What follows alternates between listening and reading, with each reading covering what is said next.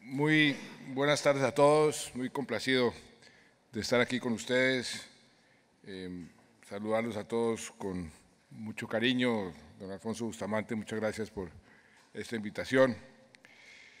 Me han dicho que hable sobre el tema que está de moda, la innovación. ¿Qué hemos hecho en Colombia? ¿Qué podemos hacer en América Latina? Y cuáles son las perspectivas del tema tan importante para cualquier economía como es la innovación. Si a mí me preguntan cuál es el mayor desafío de toda esta región de América Latina, yo diría que el mayor desafío es mejorar nuestra productividad. Por alguna razón, se han hecho muchos estudios, hemos hecho muchos esfuerzos, pero la productividad de las economías en América Latina no ha mejorado, o ha mejorado solamente en términos marginales. La productividad, muchos señalan, se basa en el emprendimiento y la innovación.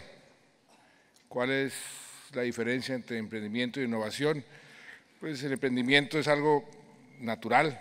Por ejemplo, los colombianos tenemos fama de ser muy emprendedores, pero la innovación requiere algo más, algo adicional, que tiene que ver mucho con la ciencia, con la tecnología y un poco con la cultura, la forma de educar.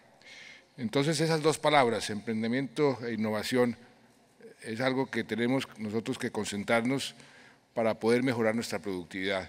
Y por supuesto, el Asia es uno de las regiones donde esa productividad se ha aumentado sustancialmente. El crecimiento económico de cualquier economía hoy en día desarrollada y en vía de desarrollo que tenga un elemento alto de productividad, pues va a ser un crecimiento mucho más alto. Las economías latinoamericanas siguen siendo demasiado dependientes de la parte básica, de la parte de producción de materias primas, pero la parte de productividad contribuye en términos comparativos muy poco al crecimiento económico.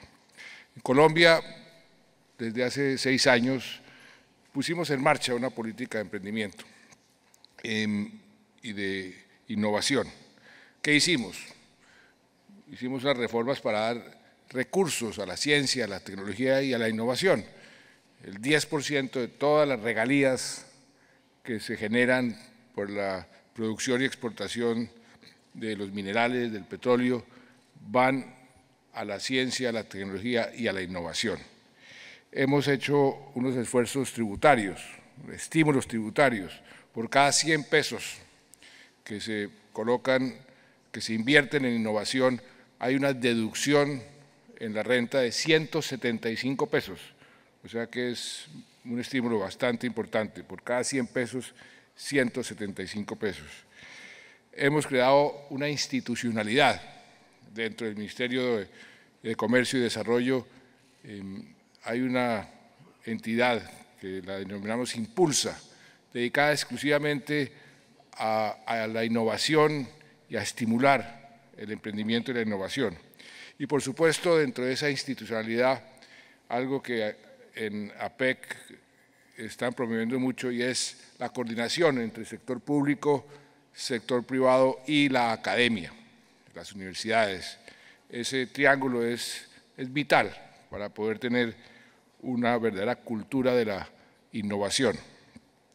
Hemos también estimulado la innovación a través de la creación de sistemas, de ecosistemas que estimulen la innovación. Uno que lo denominamos aldea, donde los emprendedores van y encuentran un ambiente muy favorable, encuentran recursos, encuentran compañeros para poder estimularse mutuamente en eso del emprendimiento y la y la innovación. Y, por supuesto, cualquier país que quiera volverse un país naturalmente innovador tiene que hacer un gran esfuerzo en toda su cadena educativa. Si desde pequeños comenzamos a estimular la innovación, eso va generando toda una masa crítica que luego se traduce en una mejor productividad. Colombia ha logrado avances importantes en estos últimos años. Estábamos en el puesto número 90 del índice de innovación, el índice se llama el índice global de innovación, subimos 27 puntos, estamos en el puesto número 63 y estamos haciendo un gran esfuerzo para continuar por esa ruta, porque sabemos que de eso depende un futuro crecimiento con altas tasas, porque si no innovamos, si nos quedamos simplemente dependiendo de las exportaciones tradicionales, nos vamos a quedar rezagados.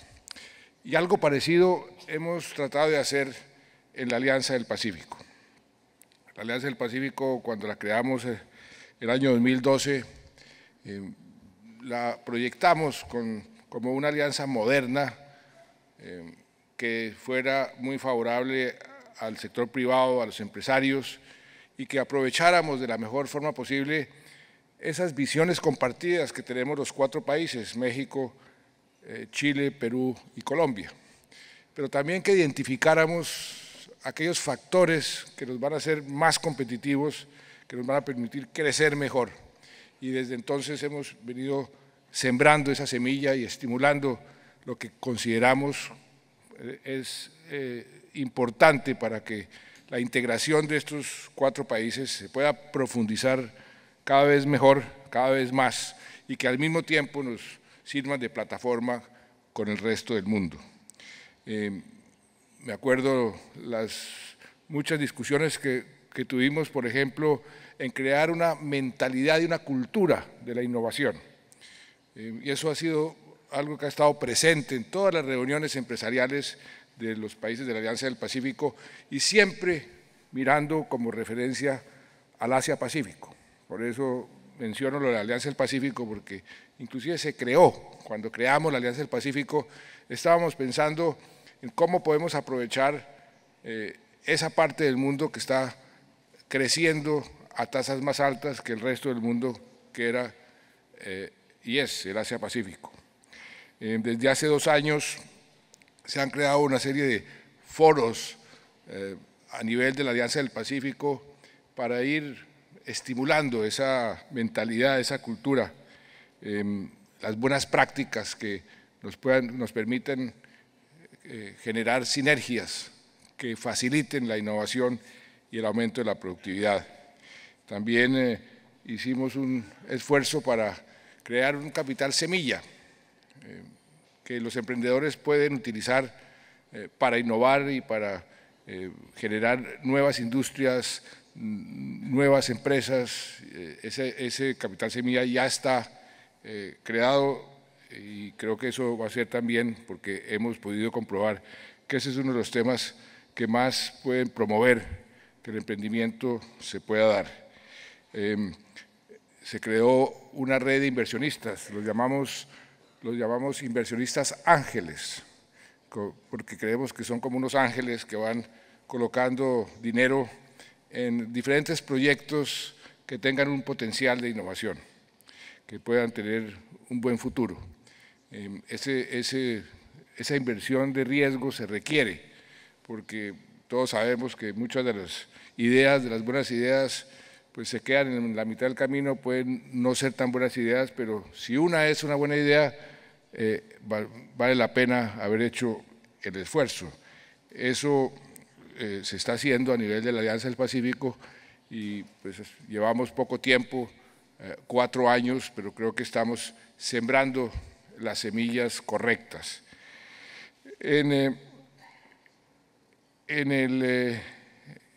Este grupo de inversionistas ángeles y dentro de la Alianza del Pacífico hemos identificado una serie de prioridades que se complementan perfectamente con todo lo que APEC está haciendo y con lo que hace el Asia-Pacífico. Estimular la ciencia y la tecnología, internacionalizar la pequeña y la mediana industria. Ahí en América Latina y en los países de la Alianza todavía nos queda mucho camino por recorrer. La mayoría de nuestros pequeños empresarios no saben exportar, nuestros medianos empresarios no aprovechan el comercio internacional. Tenemos también la educación tecnológica. Ese es un mal también de América Latina en general. La proporción de educación universitaria tradicional versus educación superior técnica y tecnológica es casi a la inversa, por lo menos en Colombia es a la inversa de lo que debería ser. Países como Alemania, como Inglaterra, como el Japón tienen una proporción mucho mayor de educación superior técnica y tecnológica, y nosotros tenemos al contrario. Lo que se traduce al final es que profesionales, abogados o economistas acaban muchas veces manejando un taxi o haciendo labores que no corresponden al nivel educativo, y eso genera una gran frustración.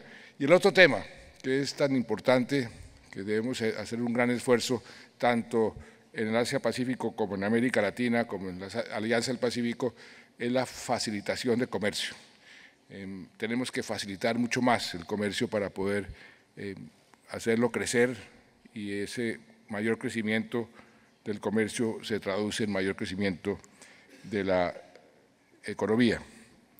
Si hay un tema interesante donde hay futuro entre los países del APEC, Alianza del Pacífico con el Asia-Pacífico, es el tema de la biotecnología. En eso yo he sido muy insistente en mi país, diciendo, miren, tenemos que mirar hacia el futuro teniendo en cuenta la biotecnología.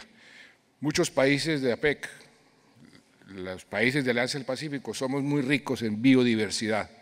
Colombia es el país más rico por kilómetro cuadrado en materia de biodiversidad.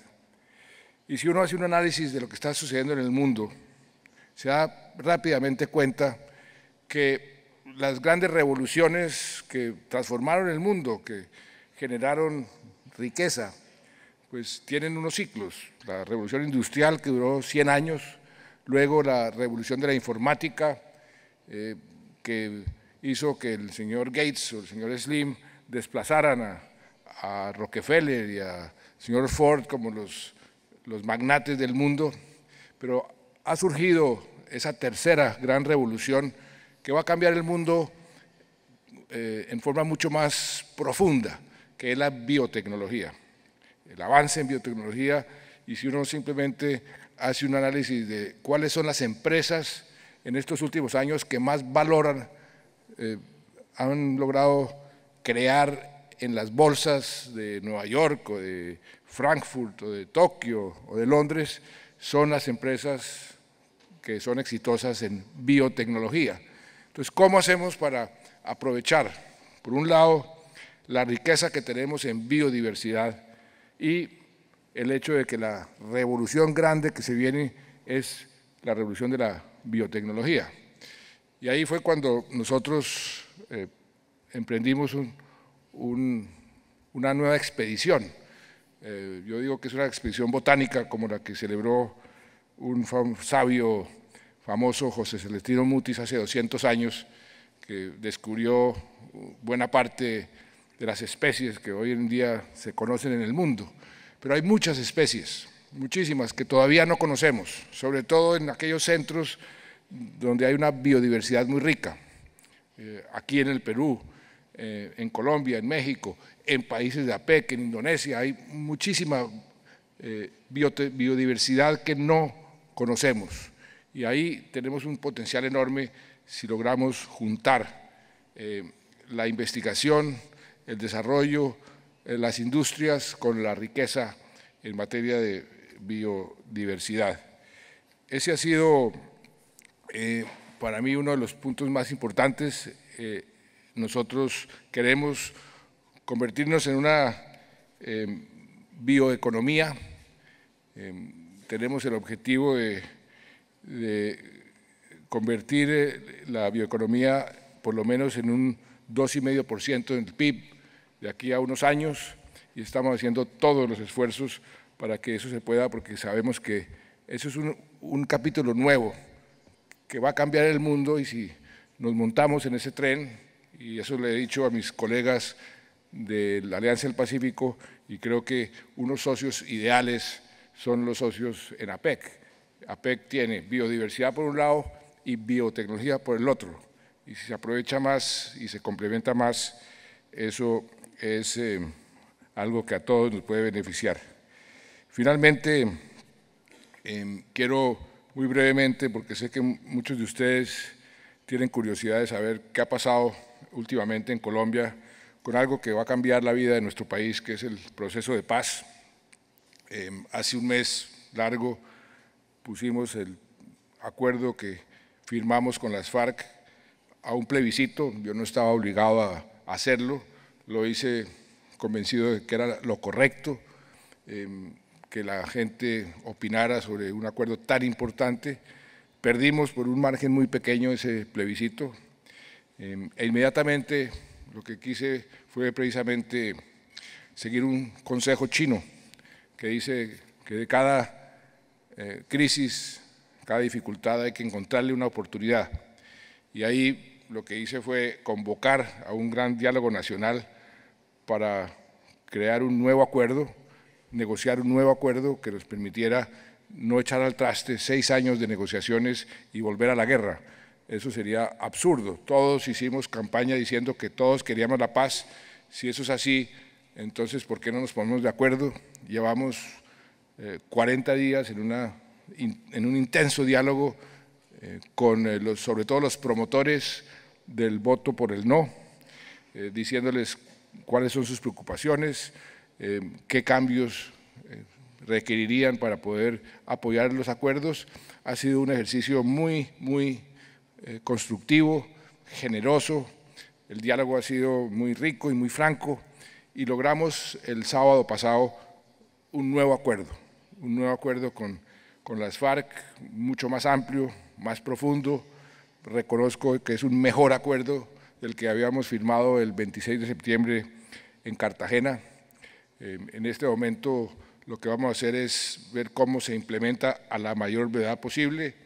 El órgano o la instancia normal de la implementación de un acuerdo de este tipo en cualquier democracia es el Congreso de la República, porque es la instancia que aprueba las leyes, aprueba las reformas constitucionales necesarias para la implementación de los acuerdos, y ya los partidos políticos en su gran mayoría están listos a recibir, discutir e impulsar ese acuerdo para implementarlo. Seguimos en esas conversaciones para explicar que la inmensa mayoría de las preocupaciones de quienes votaron por el no han sido tenidas en cuenta, han sido introducidas en el nuevo acuerdo, porque así es. Recibimos más de 500 propuestas de diferente tipo, las organizamos en 57 temas y negociamos de esos 57, 56 cambios sustanciales en el acuerdo que habíamos firmado. O sea, tenemos un nuevo acuerdo mucho mejor. Eso, por supuesto, que para el país es muy importante. Yo ayer estaba en Washington, en el seno de la OEA, recibimos el apoyo de todos y cada uno de los miembros de la OEA para que se implemente el acuerdo lo más pronto posible. El apoyo de Europa también ha llegado en su totalidad. El primer ministro japonés, con quien me reuní hace una hora, me dice tener todo el apoyo. Estoy seguro que China y Rusia, que nos han venido apoyando muchísimo en el Consejo de Seguridad, pues continuarán con su apoyo, de manera que en ese frente se está despejando el panorama para Colombia. Eso es muy importante para nuestro país, pero también para la región. Las implicaciones de la paz en Colombia tiene implicaciones regionales y eso es una buena noticia pues, para todos nosotros, para todos los empresarios, porque ese es el último conflicto armado que tiene el continente americano, el continente occidental. Y si logra uno acabar con ese último conflicto armado, pues será un continente en paz, en un mundo que infortunadamente tiene todavía muchos problemas, muchas guerras, pero que por lo menos en el caso